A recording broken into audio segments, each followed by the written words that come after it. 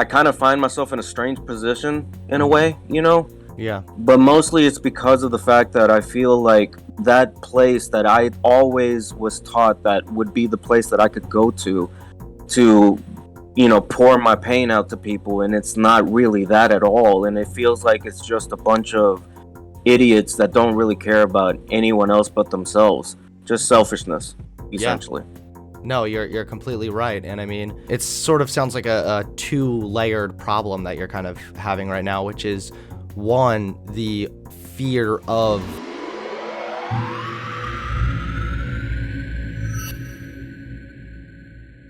Hello? Hello, how are you? Good, how are you? I'm good. It sounds like we agree on a lot more than we don't, so we'll probably keep this convo brief if that's cool. Okay. So what's up?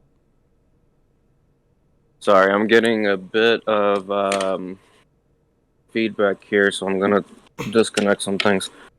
Okay, can you hear me better now? Yeah, I mean, you sound fine. Okay. So I So, just actually recently found your channel, and I find it very, very intriguing. And I've been watching some of your conversations about religion, and I okay. thought that this could be a very interesting topic. So as I said in my message to you, I do believe in God. I do believe in Jesus, hmm but I do have a lot of criticisms about religion, and I wanted to really hear your thoughts about it, honestly. I mean, I would be more curious to know why like, what do you mean when you say you're religious? Like, do you consider yourself a Christian or you, Yes. okay, yeah, I mean, I would probably just be curious as to why. As to why I have criticisms, or Why you consider yourself a Christian. I mean, like okay. the church behaving in a bad and abhorrent way is definitely one thing, and that does Mhm. happen, and it's fucked.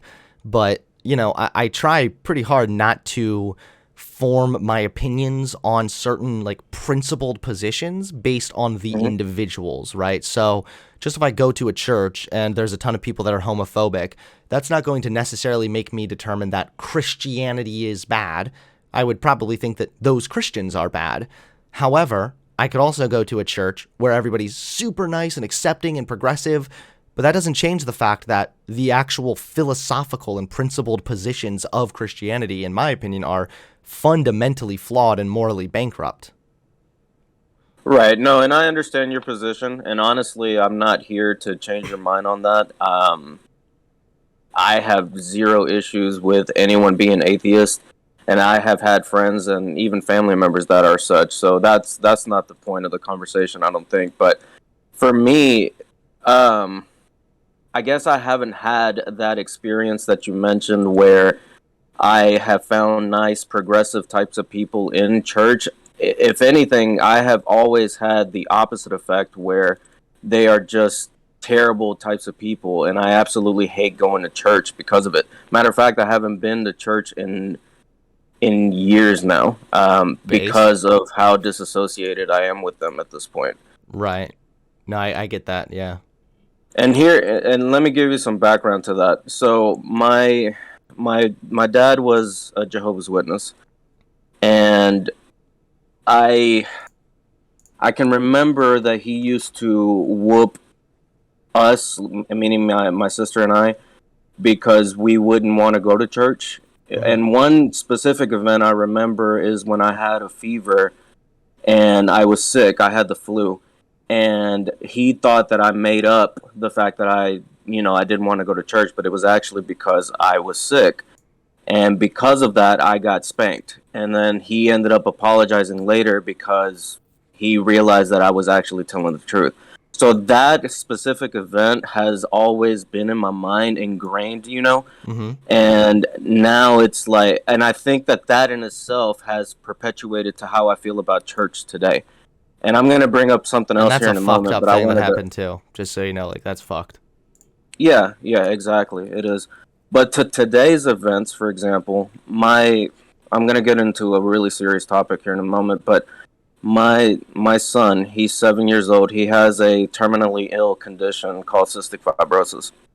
And so I have been putting myself out there trying to find people in the church to kind of like help me through that. because Yeah. that's what we've always been told, that people in church should be there to help us through those types of situations. But when I tried to do that, I felt like no one cared, you know? And that is where my pain and my anger comes from with the church today. Well, I'm really sorry you're going through that. I mean, Thank I you. have a son myself, so that's just, I can't even imagine. Um, there's nothing else. I don't really know what to say to that. I mean, that's really sad. I'm so sorry you're going through that. But as far as Thank you. like the church reaching out, like, I think that you're right. I think that a lot of the times the church it kind of presents itself as if it's like this beacon or this haven of, oh, everyone's going to be Hmm. nice, everyone's going to take care of you. But then there are plenty of churches where that's just not the case. I mean, I know that Exactly. when I was going to churches when I was younger, me and my family had moved, and so we were going to a different church, and it was a pretty big church. But I remember my dad even specifically saying, like, no one even came up and said hi to us, like nobody. Hmm. Hmm. And that's a lot of the times the reality for a lot of these churches. And I mean, I don't know. I think either try your best to find a church where they are offering you like some kind of comfort and actually reaching out, or maybe church is just not the answer at all. And see, that's the struggle I'm having, you know, because I've always been taught. I guess going back to your original question, why do I really believe in God? I guess it's because I was raised that way, you know, and obviously you know that as well because you were also raised in a Christian home, and that's what you said in some of your videos. So I understand where you're coming from on that. And there's a part of me that fears that if I do pass away, that if there is a God, and if I didn't follow him, then then I'm scared of what that might be like, or what the ramifications of that may be like. But I also understand your position as well, like why scientifically it doesn't make sense that God exists. I completely get that. So I kind of find myself in a strange position in a Hmm. way, you know? Yeah. But mostly it's because of the fact that I feel like that place that I always was taught that would be the place that I could go to, pour my pain out to people, and it's not really that at all. And it feels like it's just a bunch of idiots that don't really care about anyone else but themselves. Just Hmm. selfishness, Yeah. essentially. No, you're completely right. And I mean, it sort of sounds like a two-layered problem that you're kind of having right now, which is one, the fear of hell can be like a really powerful one. I mean, I've heard stories of Hmm. people who have been they were raised Christian, they've been atheist for decades, and they'll still have nightmares of going to hell because that kind of shit is so fucked up. I mean, that fucks with your mind really, really hard. And I think it's partially because religion is really the only thing that, although I don't think it's true, it tries to offer explanations for existential questions that we all have. You know, where do I go when I die? Right, What does happen when I die? These are things that every living human has wanted to know forever. So right, I totally understand how it's hard to deprogram yourself from that, especially because now it's like, not only what if there's a hell, but this is what you've been taught the entire time, and now we don't really know. So there's the unknown, which mixes with what you've been taught, and it starts to just become nothing but fear because you don't know. mhm, None of us really know. You know, I mean, I think that we can make a pretty educated guess, but right. nobody actually knows. And so there is that fear of the unknown. What if there is a God that sends me to hell or something? And that's the tough thing. I mean, it's to be honest, like, I mean, I'm pretty vocal about not being a Christian, but like I still get scared of that every now and again, for sure. Right, And I right. also struggle with feeling really guilty too with like my family because I know how much the religious stuff means to them, right? And so Hmm. when I know that like that is such a core element of who my parents are and why they even are the way they are. Like they used to be really like, you know, into drugs, but this was before I was born, of course, but like into Right, drugs, following around the Grateful Dead. They were like fucking hippies. And for them, like religion saved them, you know? right, right. So part of me does feel guilty too. Like, I'm kind of betraying them in a way because I know how important it is to them and I know how serious they were when raising me to try and be a Christian. But like, you have to reach a point where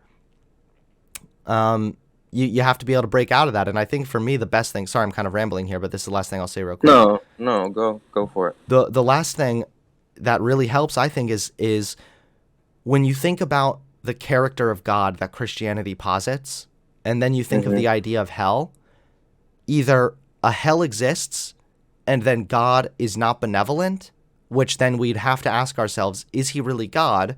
And if he is still God based solely on power, is this a God that we'd want to follow? I don't think he would be. If he's not all good, why would I want to follow that God? Right. And so that issue of hell can be significantly let go of. Like, you can really ease the anxiety around what if you go to hell as soon as you realize that the character you were educated in to believe in the way God behaves, opposed to hell, it cannot make sense. There is no way that a God can exist who is supposedly perfectly just, who will only judge you on the basis of whether or not you believe. And furthermore, if that were the approach God were taking, then the fact that God has not provided adequate evidence to actually rationally and justifiably believe this thing is on God, which could only mean that God is not just, which means that God is not benevolent, which then I think means he might not be God. And that brings up another interesting point for me, because I've struggled with this specifically, like the whole thing about my son, right? Mm-hmm. I've always asked God, like, why him? Why did he get this disease? You know what I mean? What's and it that called is something again? I'm sorry. cystic fibrosis. Okay, go ahead. It's a lung disease. I would really implore you to look it up. It's really complex, but he's hospitalized quite a bit. I'll just say that. Okay. And I have struggled with that. Every time he's hospitalized, I struggle with, why does he suffer from this? Or why wasn't I given it instead? You know what I mean? Mm-hmm. And I mean, I think any father would feel like that, I'm sure. Even you would. Yeah. But I've always asked that to God, like, why are these kids with cancer or CF or whatever else that they may have, why did they get this disease? And to me, there's no rational explanation to that, and there never has been. You're right. And that's, have you ever heard of the problem of evil? No, I don't think so. I'll read you this quick little blurb here. So the problem with evil, it's pretty much what you're talking about right now, is how is it that there exists this amount of evil in the world, right? And while there's supposed to be a benevolent God as well. Like, how can that exist? And a lot of the times I hear, well, we have free will. Well, okay, maybe the free will stuff could explain, like, why some people get murdered or something, but that doesn't explain why natural disasters occur, or like what you said, why kids get cancer or other fatal diseases. Like, it doesn't make sense, because if that is free will, these things happened without their free will. So that is completely unfair. And punishment to me, for example, like, what did I do to deserve a child with this illness or whatever? You know what I mean? Yeah, exactly. And I mean, I don't think that there is any thing punishing you. I think that that's also part of the problem with religious belief, is that it kind of fills your head with this thought that everything that happens is somehow part of a plan, or is somehow part of like a broader narrative or story, when life is random, bad things happen, it fucking sucks, but that doesn't mean that, like, God is punishing you, or that it's the devil tempting you or something. Like, sometimes it's just, this is how life is. It just is shit sometimes. Yeah, I could see that. And I'll read you this real quickly. This is the problem of evil, like, simplified.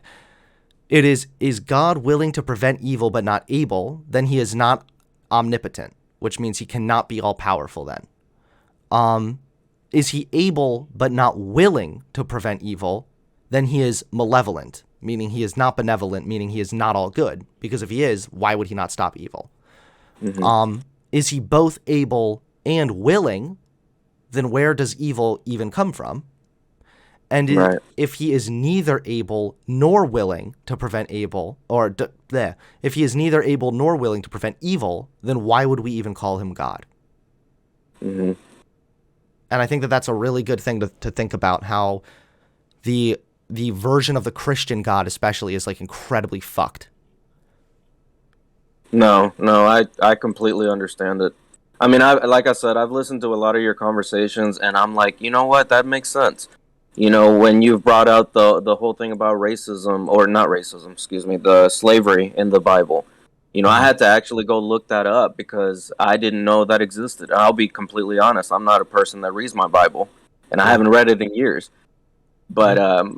But yeah, you with your conversations, they've really been like, my brain has been working. You know what I mean? Yeah. Not to say that I'm saying that I'm gonna, become an atheist or anything. That's not what I'm saying. But what I'm saying is that it's really got me to thinking about a lot of things that I didn't think about before.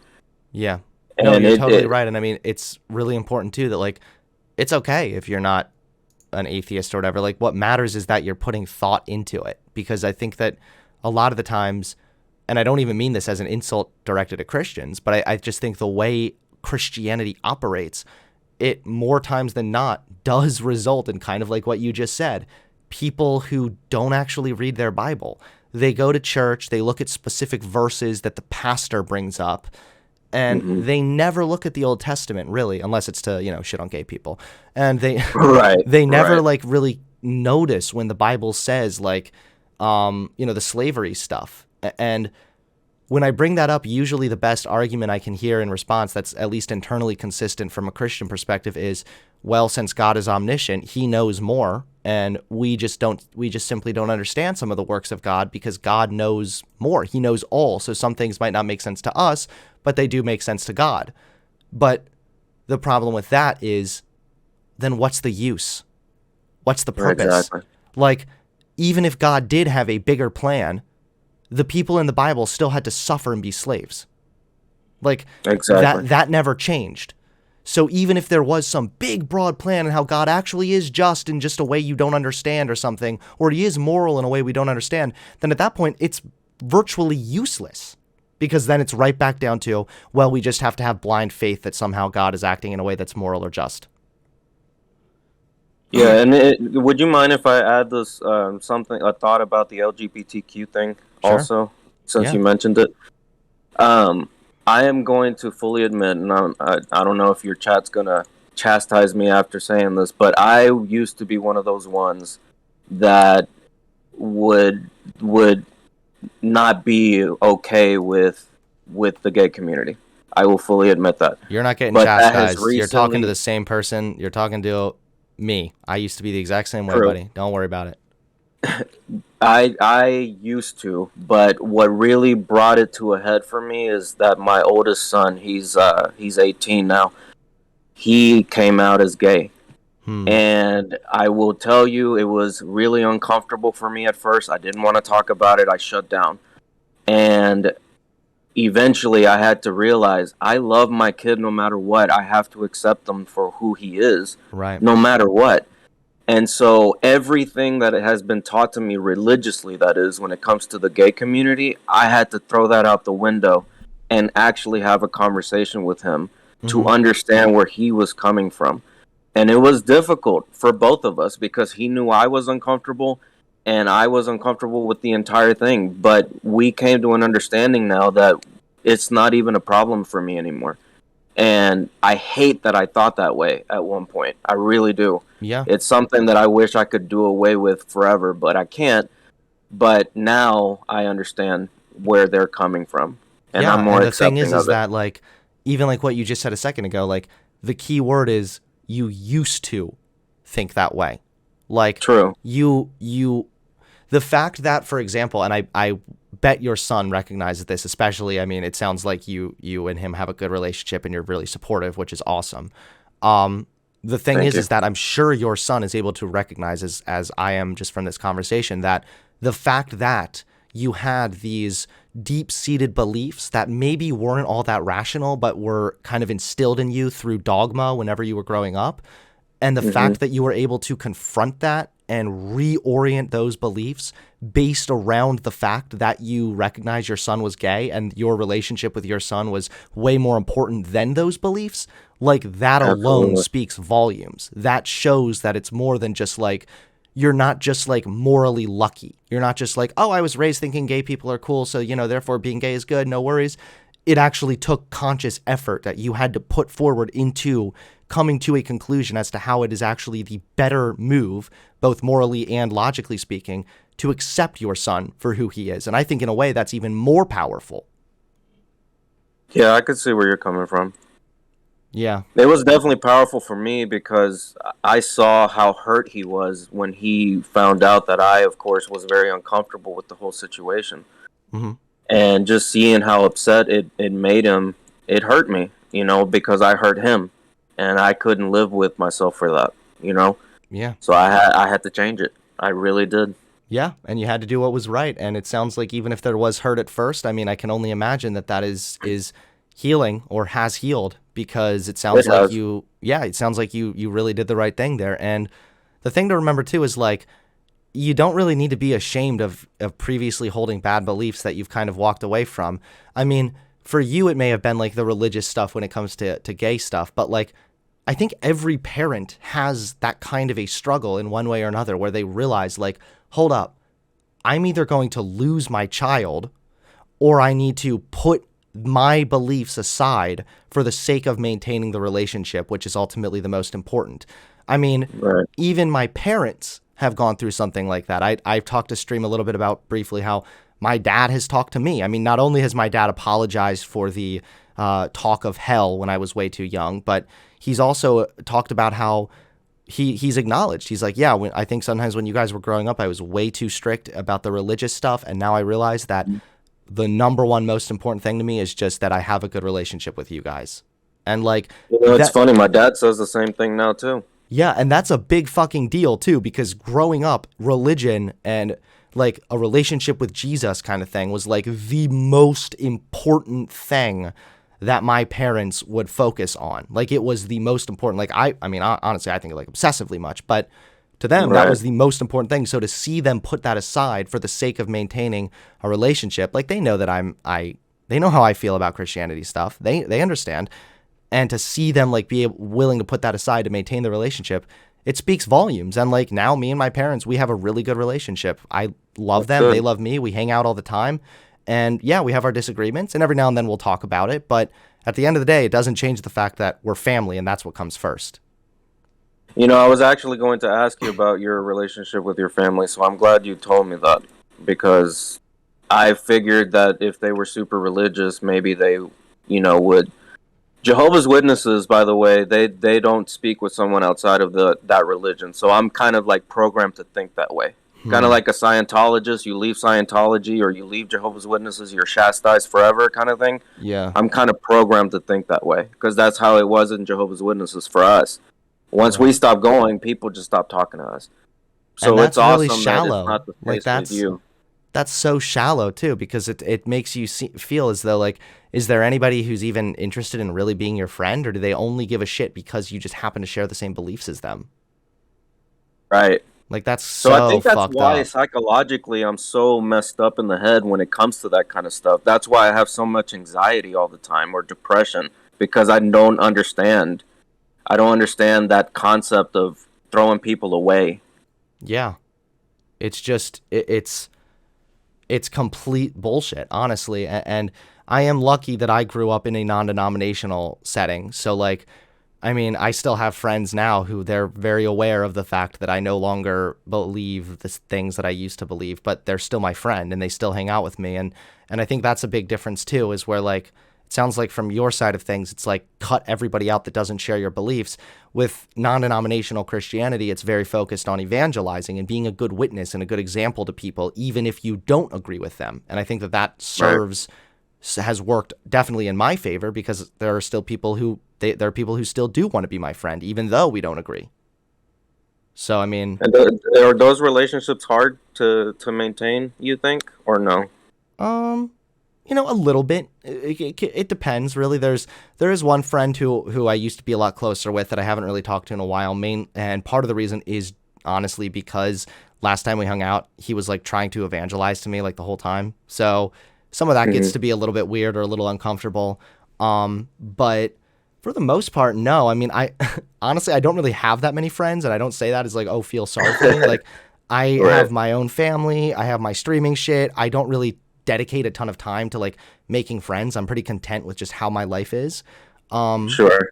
so yeah, like a lot of that is just it hasn't been as difficult for me, but it also depends on who you are as a person. And especially it sounds like you're going through something really like unique and challenging and sounds like you need people in your life that can be supportive of you and not just supportive because you happen to believe the same way, but supportive because they genuinely care and want to be there for you.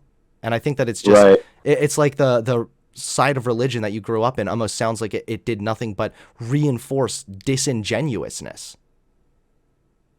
You know what else I've noticed too is that I'm not the only one that has left the church. I'm not the only person that has stopped going or stopped reading their Bible. I mean, there's tons of us out there that we just don't talk about it publicly very much. Yeah. We may believe in like our home kind of thing, or we may pray like when we're here at home, but we don't really like go out and publicly just tell everybody kind of thing. Right. We just keep to ourselves. There's tons of us, and I know there is because I have other friends that have left the same church that I left Mm-hmm. recently.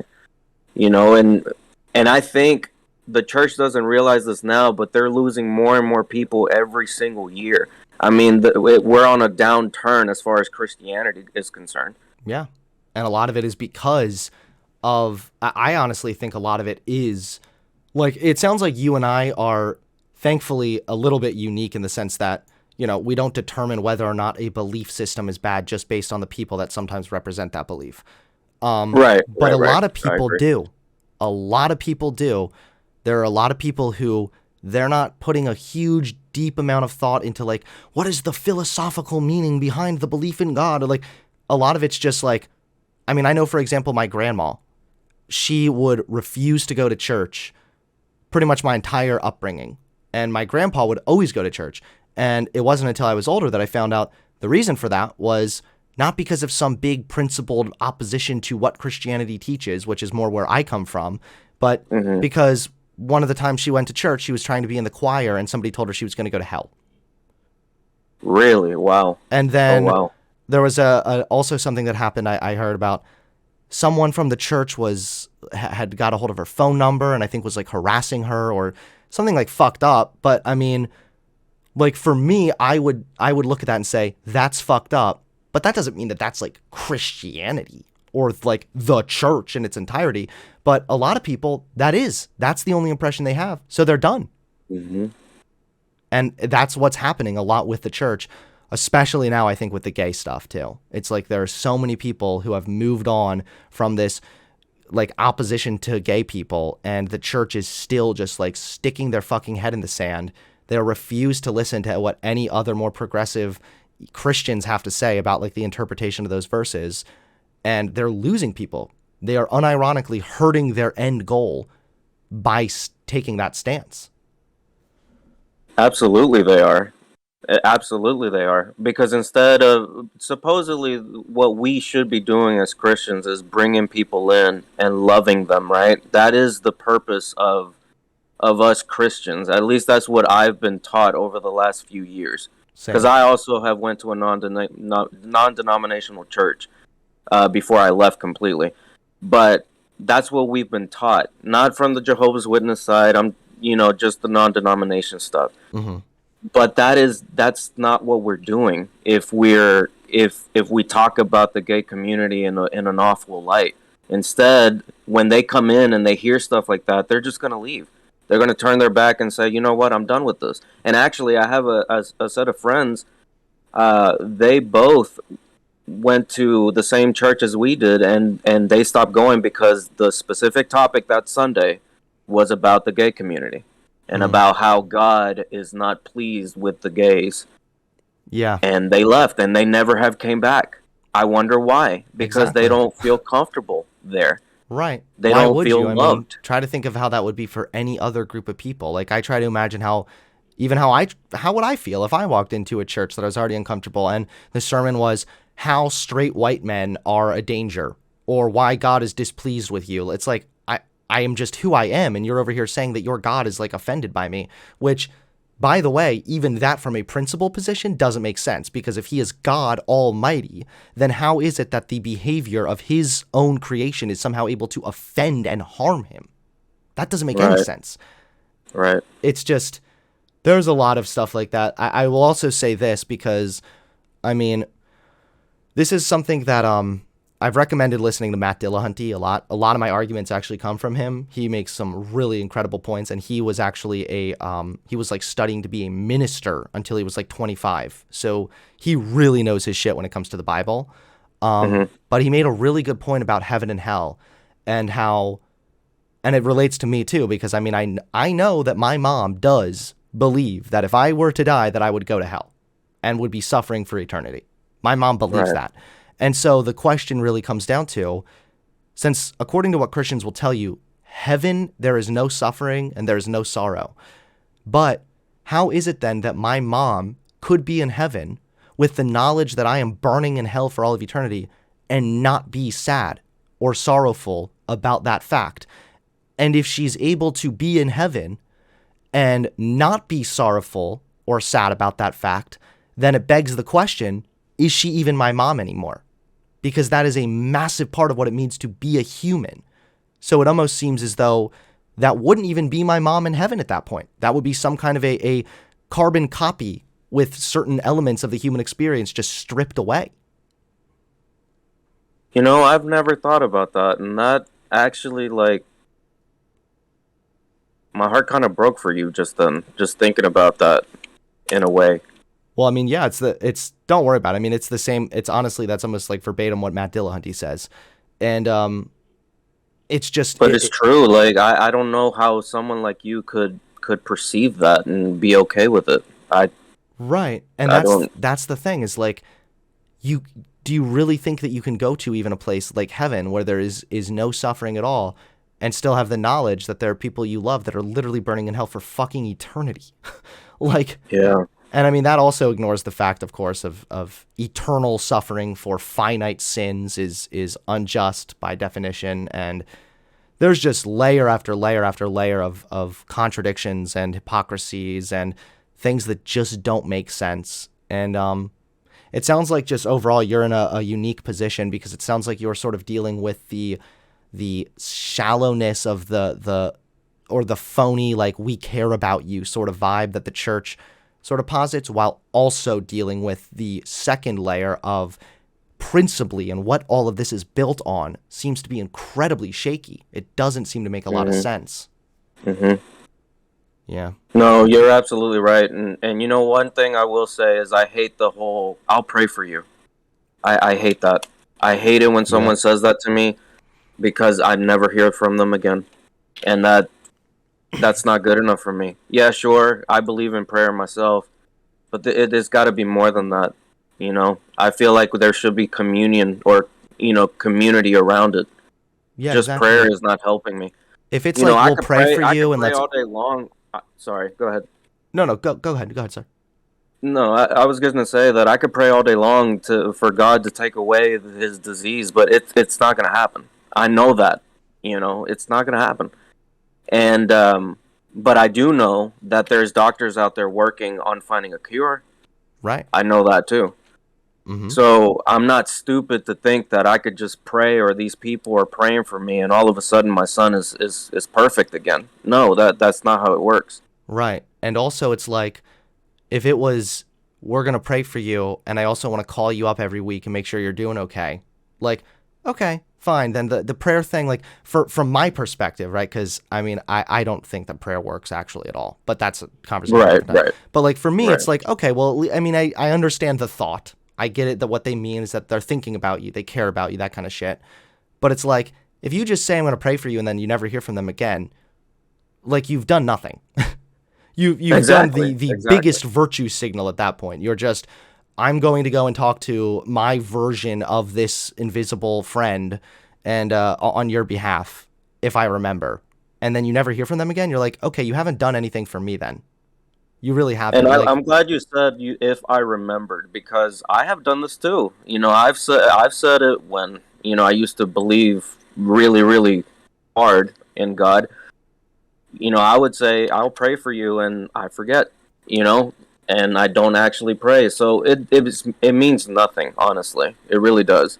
Yeah, it Because really they may does. not actually do it.